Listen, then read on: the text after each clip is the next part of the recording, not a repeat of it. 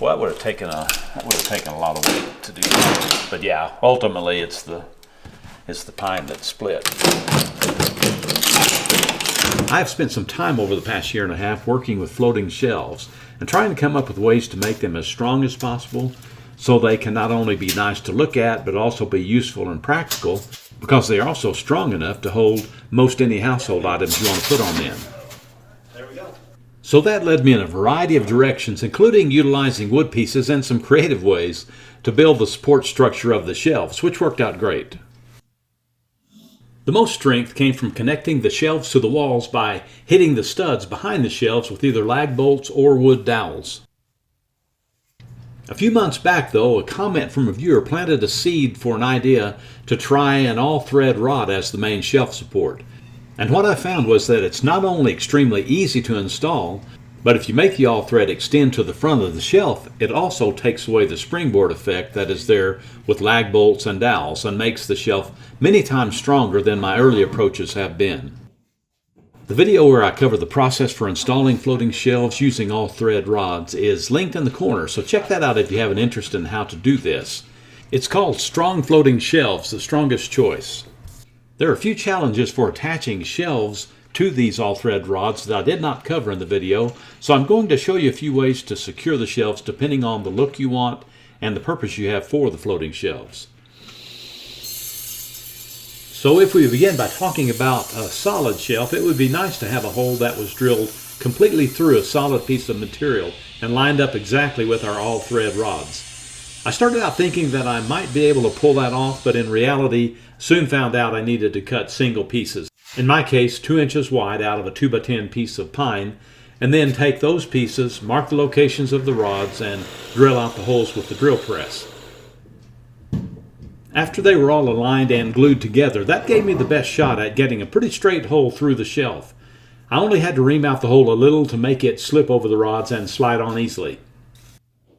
Alright, so the easiest way to keep this solid shelf on the rods is to make the shelf width or the rod length such that the rod sticks out beyond the edge of the shelf about the width of the nut that fits the rod you installed.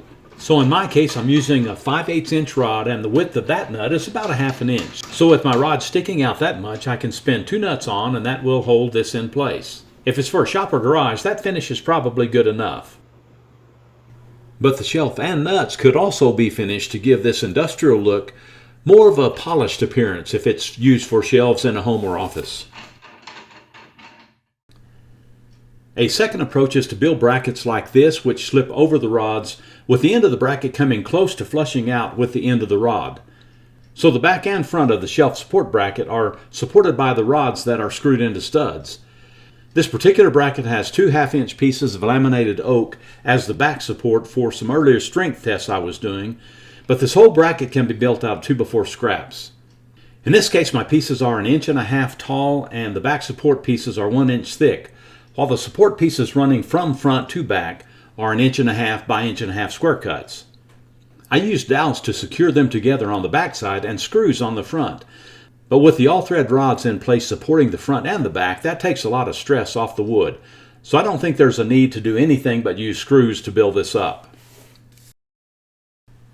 Now, if the floating shelf is mainly used for storage and you're not concerned about the underside of the shelf being exposed, the simplest way to secure the shelf to the wall is to slip the bracket over the all threads and run the nuts all the way down the length of the rods, snugging them up against the back support piece. You can then cut any type of material you want to use to the size of the bracket and screw it down.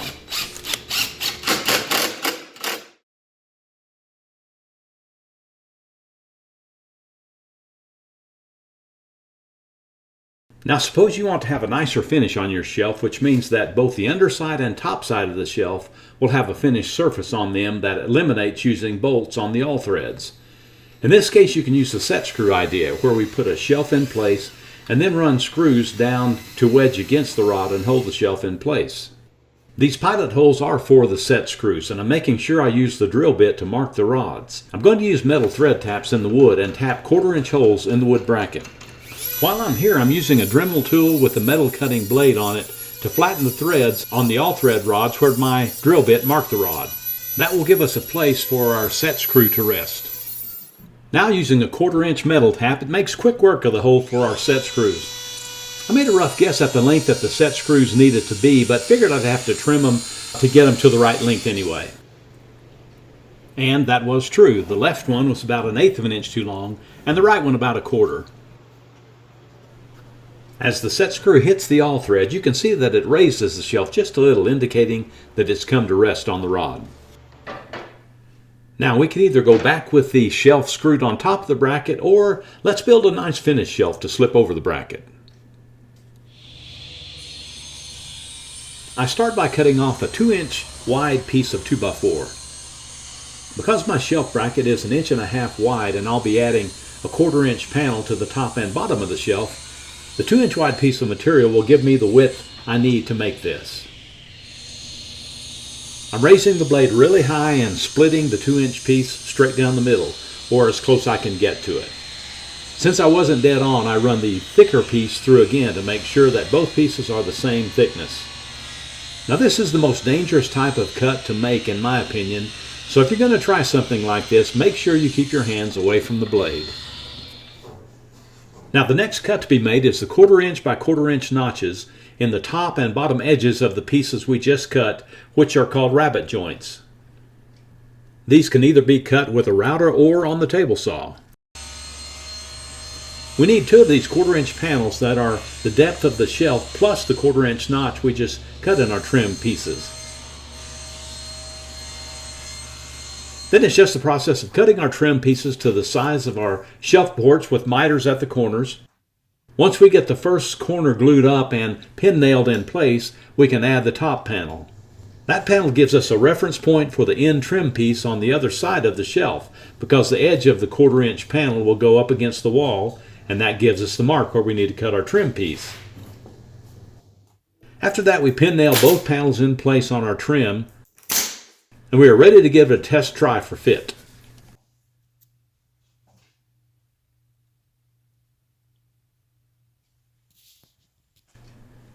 Finally, throw a little stain and finish on it, and you've got a pretty nice looking shelf. Take a look at other work I've done with floating shelves in the playlist on the right of the screen. I appreciate you taking the time to watch and would love to have you subscribe to my channel.